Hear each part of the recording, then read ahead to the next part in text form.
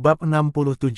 Kincir air. Ketika mereka tiba di ruang kerja Lin Tiangui, mereka melihat orang yang melaporkan berita tersebut baru saja pergi. Lin Ruoxue melompat masuk. Ayah, aku dengar ada berita tentang eksplorasi biji besi. Lin Tiangui jelas sedang dalam suasana hati yang sangat baik, dan berkata sambil tersenyum, ya, kita telah menemukan tambang besi. Dan menurut laporan, mungkin akan ada tambang besi kedua. Lin Hai adalah orang yang sangat hebat. Sekarang biji besi telah ditemukan, jika semua ini benar bisa berjalan seperti yang dia katakan, maka tambang besi kita akan mampu menghasilkan ratusan ribu kilogram besi, seluruh kerajaan Daxia tidak akan kekurangan besi lagi, dan istana kekaisaran juga akan dapat menerima pendapatan dalam jumlah yang besar. Jadi kita harus segera mulai menambang dan melebur besi. Kapan kita akan pergi mencari Lin Hai? Lin Ruoxue bertanya dengan cepat. Sekarang masih terlalu cepat. Meski biji besi sudah bisa dieksplorasi, namun pertambangan garam dan besi harus diketahui oleh pemerintah. Aku harus melapor ke pemerintah untuk mendapatkan izin, saat itu barulah kita bisa menambang biji besinya. Kalau begitu cepat kita lakukan, desak Lin Ruoxue. Aku baru saja mendapat informasinya, jika aku bertindak sembrono, aku tidak akan mampu menanggung akibatnya jika terjadi kesalahan. Lin Tiangui berpikir sejenak, mengambil pena dan kertas dan mulai menulis. Setelah selesai menulisnya, dia segera mengirimkan informasi ini sejauh 400 mil untuk menyampaikan kabar baik kepada pemerintah. Pemerintahan kekaisaran sekarang sangat kekurangan dana, dan mereka pasti akan langsung setuju setelah mendengar berita ini, apalagi jika Lin Tiangui juga bisa memberikan kontribusi besar melalui kejadian ini. Mungkin dia bisa mendapatkan kembali jabatannya dan bisa maju ke medan perang menghadapi musuh asing lagi. Ayah, kamu bilang jika Lin Hai memberikan kontribusi yang besar, apakah dia benar-benar akan mendapatkan sebuah gelar dari pemerintah? Lin Ruoxue bertanya. Saya kira begitu. Jika dia tidak memberikan kontribusi yang besar, dia kemungkinan akan mendapatkan jabatan resmi dan sejumlah uang. Agak sulit untuk mendapatkan sebuah gelar, namun dia memberikan 3 kontribusi besar sekaligus, dan masing-masing memberikan kontribusi besar bagi istana kekaisaran dan bahkan seluruh Daxia. Jika kontribusi sebesar itu tidak dihadiahi gelar ksatria, itu benar-benar sangat keterlaluan.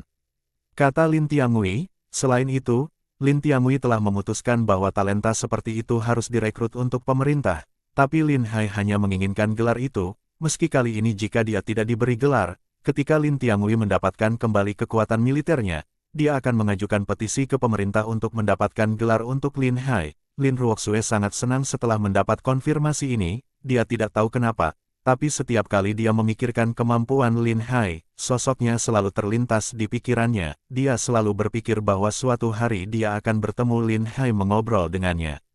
Pengajuan sudah dikirim. Begitu kita mendapatkan izin untuk memulai pembangunan, kita akan segera pergi ke sana untuk melihat langsung. Selain itu, kita harus mengirim seseorang untuk memberitahu Lin Hai agar segera membangun tanur tinggi. Lin Tiangui meminta seseorang untuk menyampaikan pesan ini kepada Lin Hai.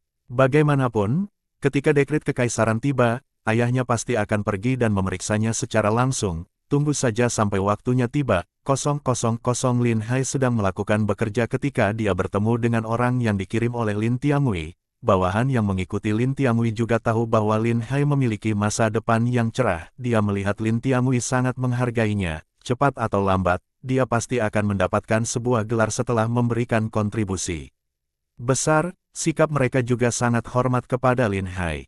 Tuan Lin, Yang Mulia meminta aku untuk menyampaikan pesan kepada kamu.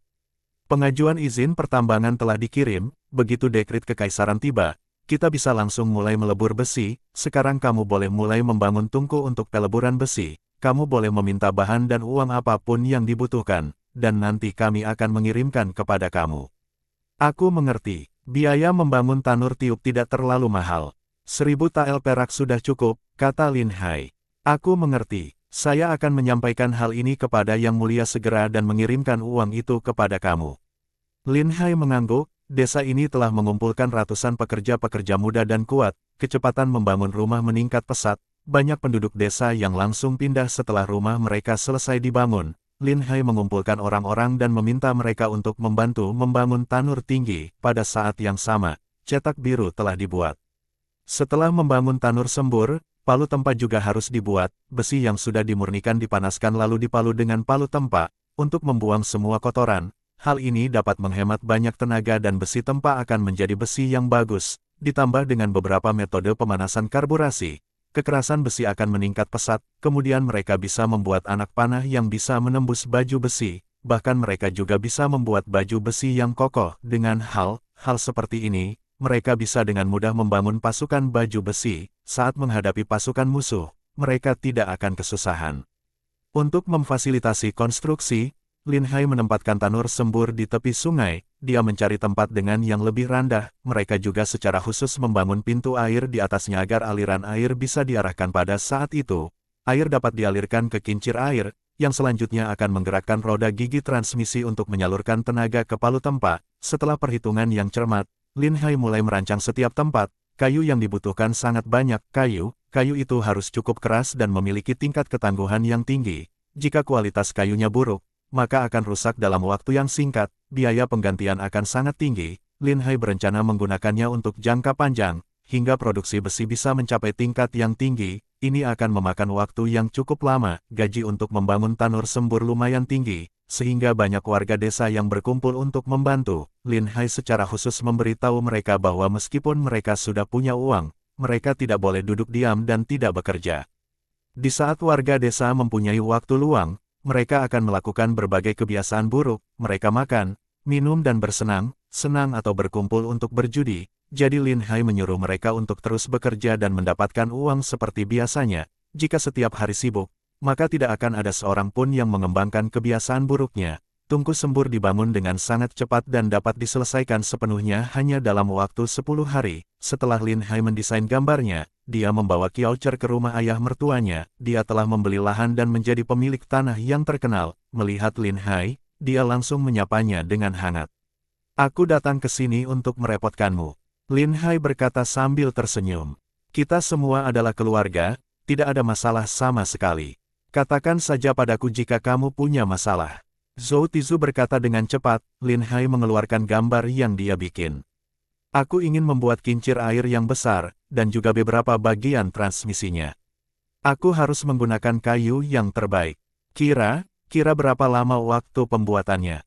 Lin Hai mengeluarkan gambar itu dan membukanya agar mereka dapat melihatnya. "Kincir air ini cukup besar.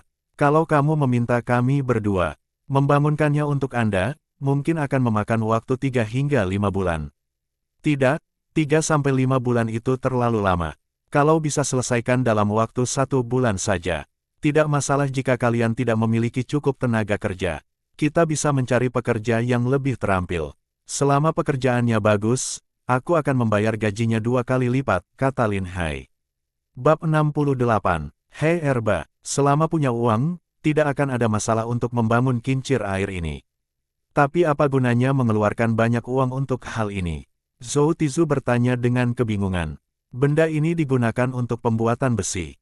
Ada tambang besi di desa kami, dan kami akan mulai menambangnya dalam waktu dekat," kata Lin Hai. "Buka tambang besi." Zhou Tizu sangat terkejut. Tempat-tempat kecil seperti ini sangatlah miskin, dan sebagian besar penduduk desa bahkan tidak bisa mencukupi kebutuhan makannya, dan ternyata sekarang ada biji besi. Ini adalah informasi besar.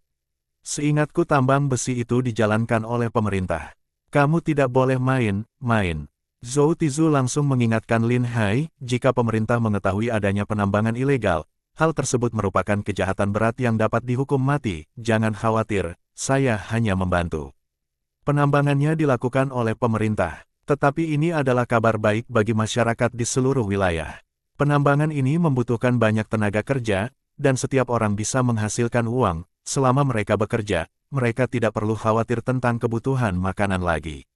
Lin Hai berbicara tentang rencana jangka panjangnya. Zhou Tizu juga sangat gembira setelah mendengar hal ini. Memiliki industri sebesar itu memang merupakan hal yang baik bagi masyarakat awam.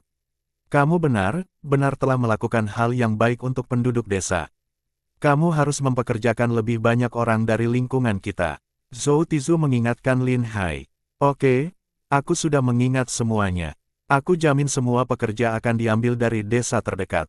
Lin Hai langsung menyetujuinya. Setelah menyelesaikan masalah kincir air, Lin Hai dan Qiao Er pulang. He Erba adalah seorang gangster kecil. Dia mengalami masa yang sangat buruk akhir-akhir ini dan telah menghabiskan semua uangnya di rumah judi. benar-benar tidak ada cara lain lagi selain mencari dua bersaudara Qi Hu dan Qi Bao. Dia berniat untuk mendiskusikan cara mendapatkan uang yang banyak.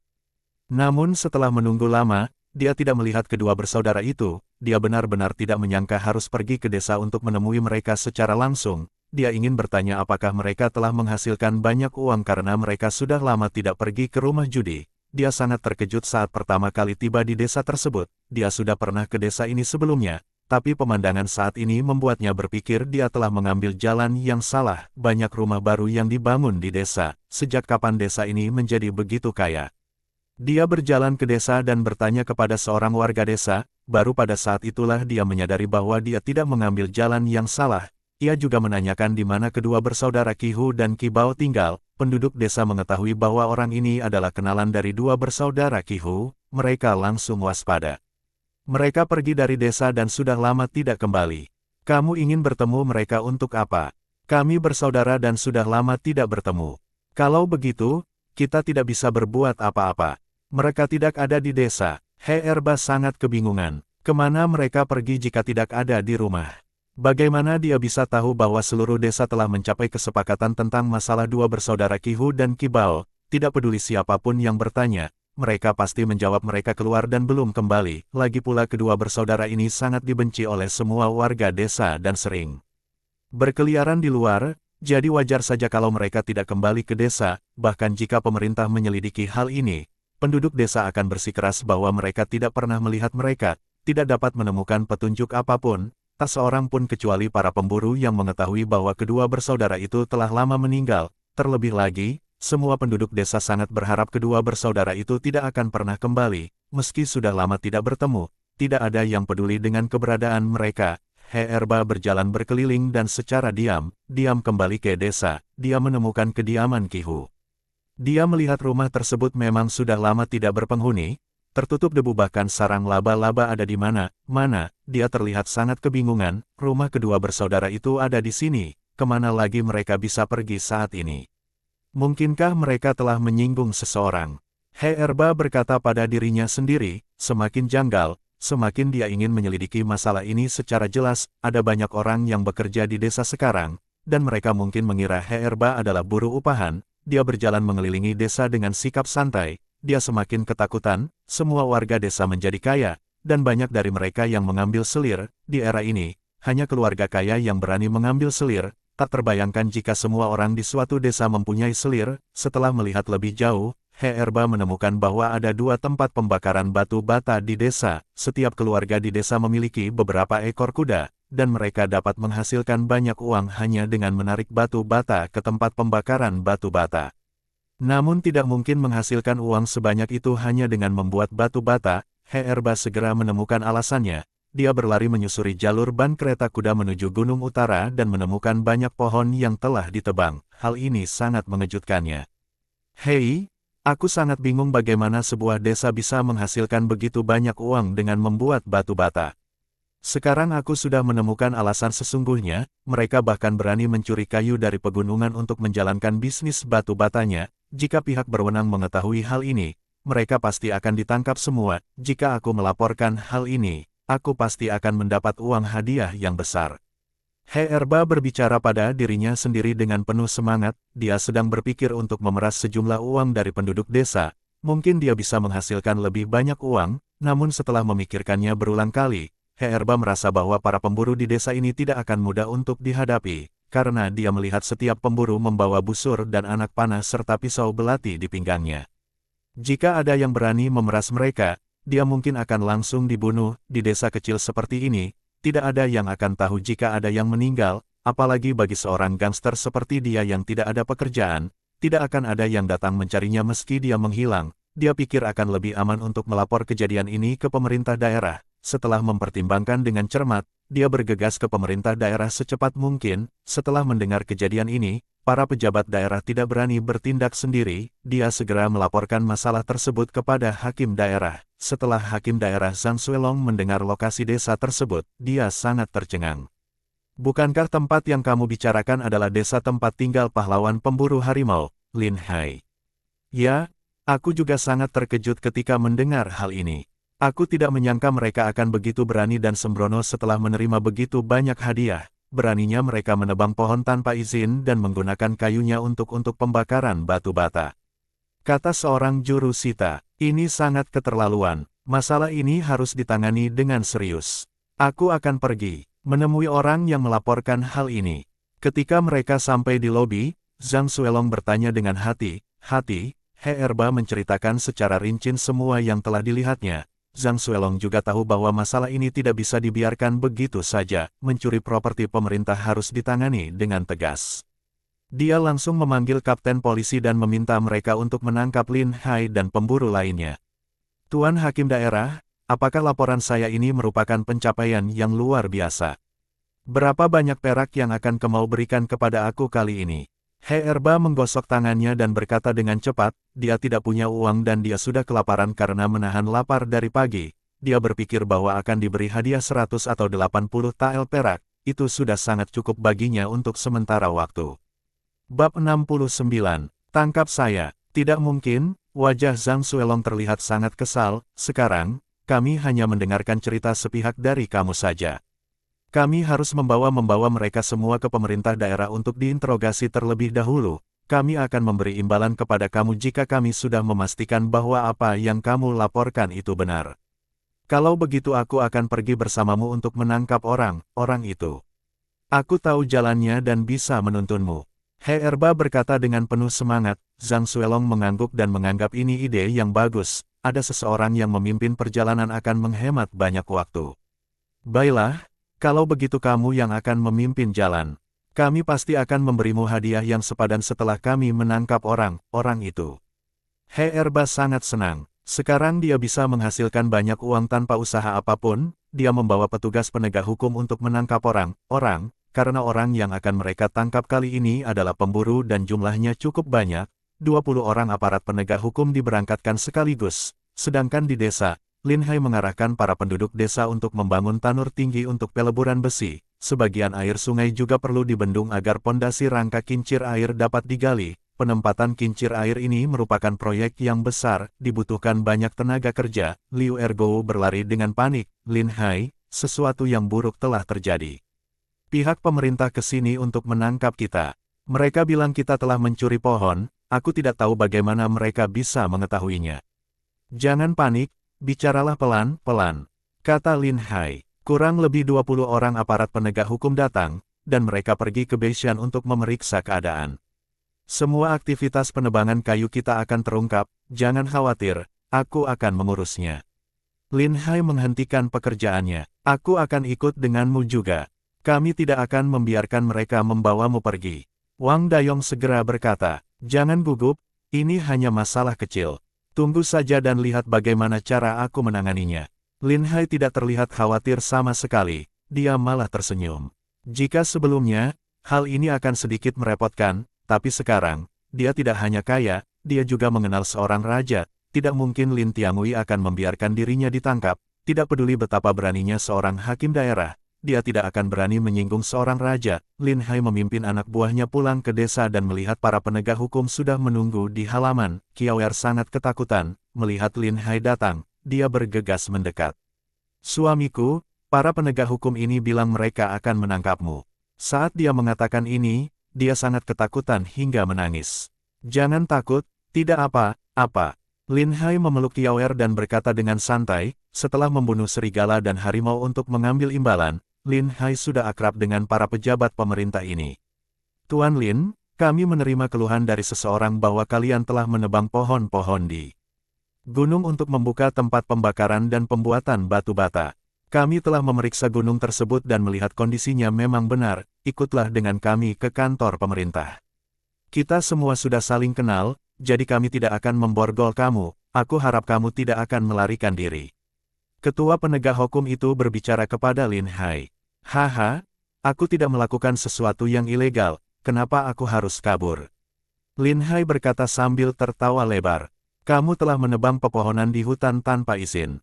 Ini merupakan kejahatan serius. Tergantung bagaimana kamu berperilaku agar hakim daerah bisa memaafkan kamu. Tidak mungkin dikatakan hal itu tidak melanggar hukum. Kepala penegak hukum itu berkata sambil menggelengkan kepalanya. Lin Hai melirik seseorang dan melihat bahwa He Erba yang bersembunyi di belakang polisi. Dia langsung tahu bahwa orang yang melaporkan pengaduan pastilah dia. Dia ingin memastikan orang tersebut bukan dari desanya. Lin Hai ingin menyelidiki latar belakang orang ini secepat mungkin. Tapi yang terpenting sekarang adalah membersihkan dirinya dari kesalahan ini. Dia tidak mau dibawa ke kantor pemerintah untuk diinterogasi oleh para penegak hukum ini. Lin Hai terbatuk ringan dan berkata, "Aku pikir ada kesalahpahaman besar tentang masalah ini." Kepala penegak hukum tercengang saat mendengar perkataan Lin Hai. Hal ini sudah sangat jelas, tapi Lin Hai tetap mengatakan ini adalah kesalahpahaman. Sebenarnya kami bukan menebang pepohonan di pegunungan untuk mengambil kayu bakar, tapi untuk membangun jalan yang menghubungkan ke jalan pemerintahan, karena jalan itu sangat penting. Di masa depan, jalan itu akan memainkan peran besar di seluruh wilayah kita, dapat meningkatkan pendapatan masyarakat awam dan juga meningkatkan penerimaan pajak. Lin Hai menjelaskan, "Omong kosong. Dia memang menebang semua pepohonan itu untuk dijadikan kayu bakar. Saya sudah bertanya kepada seseorang tentang hal ini, dan tidak akan salah lagi." He Erba segera berteriak dengan keras, dia tidak mau membiarkan imbalannya terbang begitu saja. Bagaimanapun Lin Hai harus dihukum karena telah menebang pepohonan di pegunungan tanpa seizin pemerintah. Lin Hai meliriknya dan bertanya dengan nada dingin, "Siapa kamu? Beraninya kamu menghakimi kami secara langsung. Derajat-derajat, jangan kira aku tidak tahu. Aku sudah memeriksa semuanya dengan jelas. Semua pohon yang kalian tebang itu dijadikan kayu bakar di tempat pembakaran, jangan berpura-pura lagi."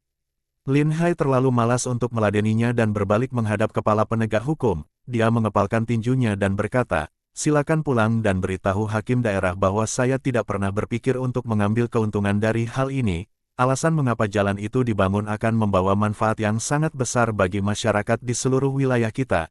Ini juga akan membawa keuntungan besar bagi Istana Kekaisaran, karena telah ditemukan tambang besi di sini, dan besi tersebut dapat segera ditambang dan dilebur. Jalan ini dibangun khusus untuk mengangkut besi olahan ke jalan pemerintah. Ini adalah masalah yang sangat penting bagi negara dan rakyat. Ada tambang besi di sini. Kenapa kita tidak mengetahuinya?" Kepala penegak hukum itu tampak sangat terkejut. Jadi ini adalah momen besar yang bermanfaat bagi negara dan masyarakat. Kami tidak pernah berpikir untuk mengambil keuntungan dari hal tersebut, namun biaya pembangunan jalan itu terlalu tinggi, dan menggunakan kayu tersebut untuk membakar tempat pembakaran batu bata sudah bisa menghasilkan uang yang cukup untuk pembangunan jalan. Lin Hai berkata dengan sangat serius. Kepala penegak hukum langsung menjadi sedikit tidak yakin, karena masalah ini bukanlah masalah kecil. Namun penambangan harus mendapat persetujuan pengadilan terlebih dahulu. Kepala penegak hukum itu berkata dengan tegas, "Sekalipun ada biji besi di sini, kamu juga tidak bisa menambangnya sendiri. Membuka tambang secara pribadi adalah kejahatan besar. Laporan survei sudah selesai dan sudah dilaporkan ke Kekaisaran. Kita tinggal menunggu dekret Kekaisaran turun." Lin Hai berkata sambil tersenyum. Ini tidak mungkin. Jika hal ini sudah dilaporkan kepada Kaisar, hakim daerah harus mengetahuinya terlebih dahulu. Mengapa tidak ada orang yang mengetahui hal ini? Lin Hai berkata dengan bangga, bagaimanapun, ada orang penting yang membantu menyerahkan laporan survei itu. Wajar jika hakim daerah tidak mengetahuinya, lagi pula, ini bukan soal sepele, tapi persoalan negara dan rakyat, tidak semua orang layak untuk mengetahuinya.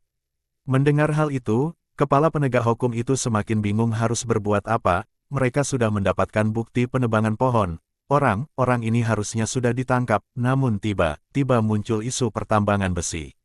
Selain itu, ada orang misterius yang muncul dan mampu menyerahkan laporan survei kepada Kekaisaran secara langsung tanpa melewati hakim daerah. Dia tahu, saat hakim daerah akan menyerahkan laporan survei, dia harus mengirimkannya melalui seorang prefek. Terlihat jelas bahwa orang tersebut bukanlah orang biasa, dan sekarang, mereka tidak berani menangkap Lin Hai sebelum mengetahui kebenarannya. Jika mereka menyinggung orang besar itu, mereka mungkin tidak akan mampu menanggung akibatnya, tapi jika dia membiarkan Lin Hai pergi seperti ini, dan ternyata semua yang dia katakan ternyata bohong dan mereka semua melarikan diri, maka dia juga tidak akan mampu menanggung akibatnya. Dia tidak tahu harus berbuat apa untuk sesaat. Bersambung